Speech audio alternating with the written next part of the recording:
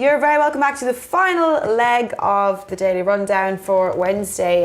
So this is the part of the show where we have a look at the slightly more unusual stories of the day. It's as much of a surprise to me. I don't know if you knew that, because I don't know what I'm reading. So we can all react naturally together to all of these stories. Right? I will prepare reaction. I sound like I was being now ironic, but no, that is actually the case.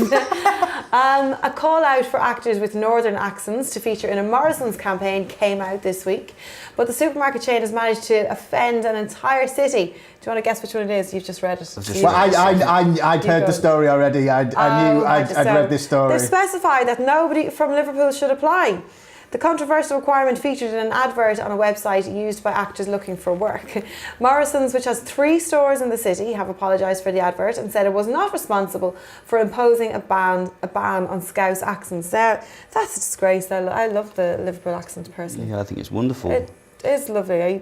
Again, I've lost my sense of sarcasm. No, I'm being serious. Sorry, I love it. Yeah. I'm gigging in Liverpool tomorrow, so I love Liverpool with every bone in my Cumbrian body. Yeah, there we go. I would love to see a Liverpool accent, and I mean, all northern accents I think are lovely. I have to say, I like a nice broad English accent actually, northern accent, northern only. Yeah, but like Liverpool, I think, is my favourite actually. It surprises me that they. Well, first of all, it would surprise me that they've put in writing this. If you're going to do, what's going on there? I don't know. A rookie, especially if you've got 3 stores in that city. You're like, this is our customer base. Screw you! Like you don't do that. You go. That stop you shopping at Morrisons though. They said I don't want to hear specifically Everyday Hill. Let's be frank about the history of Liverpool. The Sun said it insulted a whole city, and the whole city said we're not going to buy your paper anymore. So go away. And they don't. No, even today they stay away from that paper. And that filtered outside Liverpool as well, to be fair. I think everyone, I don't know, if I saw someone walking around looking proud, anyway, you know. Well, I know people who do read the Sun, but in Liverpool. Do they go to one of these creative schools, or, you know? No, have you considered that they might actually have bought the Mail and be too ashamed, so they've bought the Sun to hide the Mail? Other horrific right-wing rags are available. But even so, they're hiding that one. Why would you, with a city that's has a very strong collective identity, why would you then say, you're our customers, but no, we don't want you to feature in the advert that's advertising to you, our customers. Yeah, well, they've got somebody, haven't they? It's like maybe it's, some rookie casting. What would it be? A casting agency, I guess. I think, could whack up an ad there, with some northern accents. Somebody in the office has said, somebody in the office might have said, put an advert up. I don't want any, and they might have mentioned a particular Liverpool accent, or I thought the Scouse accent. I've always thought it was quite, it's a sort of a rhythmic, sort of velvety, friendly. A Northern Englishman, a Northern Irishman, and a Scotsman walk into a bar and they go, "Shall we go to Morrisons?" No. I don't know. Why does it have to be regional? I don't even. We need northern accents. I think actually there's another story about this actually, but recently they're having much more regional accents used and sought after, and gone are the days where you had, the RP accent was the only one you were going to see on BBC, for example. They're actively looking for a range of accents, particularly northern. I think that sounds lovely to the ear. Come on, sounds friendly. They do, but I think that there's only been.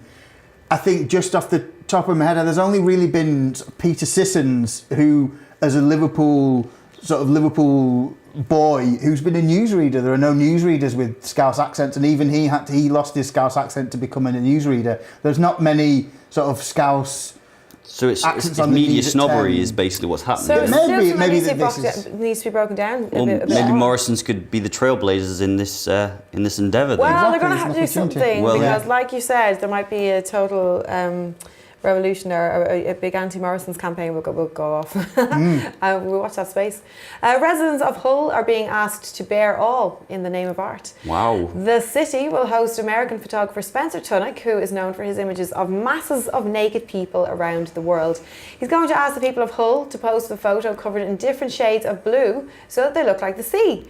The photo shoot is scheduled for the 9th of July, and the final photo will be unveiled next year when Hull is the UK City of Culture.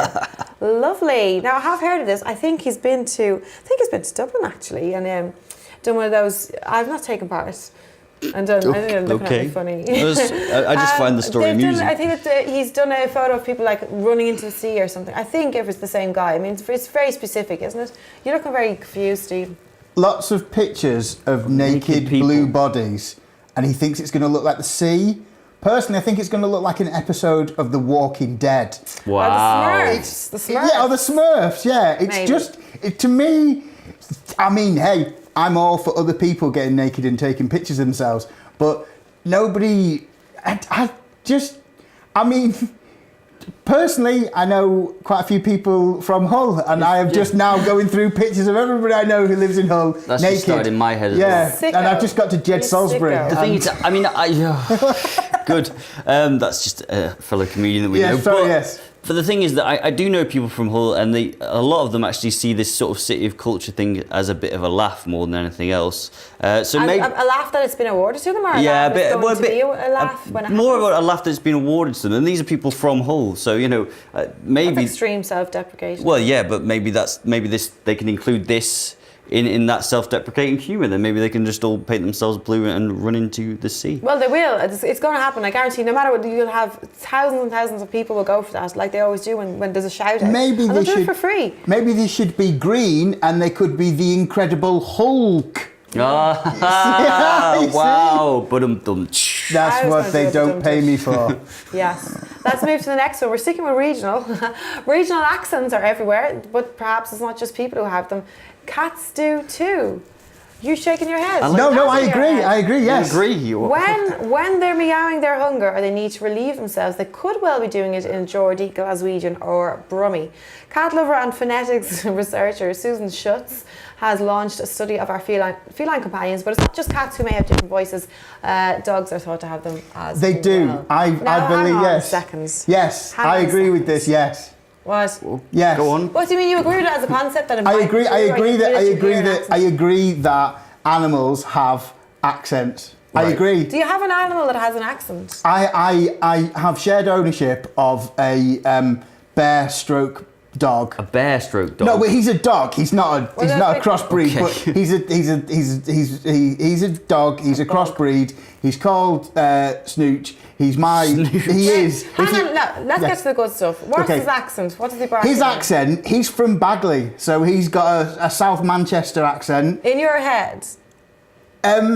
His accent is not just in my. Don't tell me it's just in my head. That's just, Is it though? You know, because we all go, would you do? And we like. I think that we love doing this with animals. Yeah, I agree that. I agree that.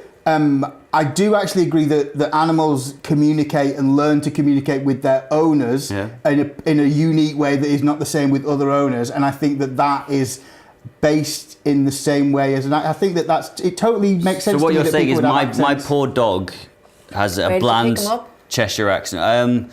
I picked him up from Wales, but I taught him to speak. So therefore, he's got a bland Sounds like Cheshire it. accent where nobody can tell where He wants to go he comes somewhere from. and go drive to Birmingham or something. You're going to go and I think it is. Yeah, I think that I know you're looking at me like I'm. Well, like I find it fascinating. Like a dog that's drive just finished 40 in a minutes up the cat. road, go to Liverpool, get yourself a doggy. Oof. I know. I just Well, want to that's it. record the meows of cats from across the country and compare them and go. This just makes me want. I want to test this theory. This woman's going to do it, so keep your eye on her. Something Schutz her name is, but I mean, my brain is decided not to retain that information. She has a lot of time on her hands. She's going to get funding for that as well, I guess. Good. Honestly. Let's go to our last one. Mexicans have shown their disdain for Donald Trump by burning effigies of him during Easter celebrations. The Republican presidential frontrunner and apprentice reality TV star has been criticised for his plan to build a wall along the border with the US and Mexico to keep out immigrants. Effigies of the billionaire property tycoon were reportedly set on fire across the country in cities including Mexico City, Puebla and Monterrey. Nods all round. Good What for do you them. mean? Yeah? Good for them. I mean, Is this a constructive way to spend your Easter? Possibly so. I mean, it's a creative way to spend your Easter. They've taken time to make those effigies. Yeah. And I'm guessing. What are they made of?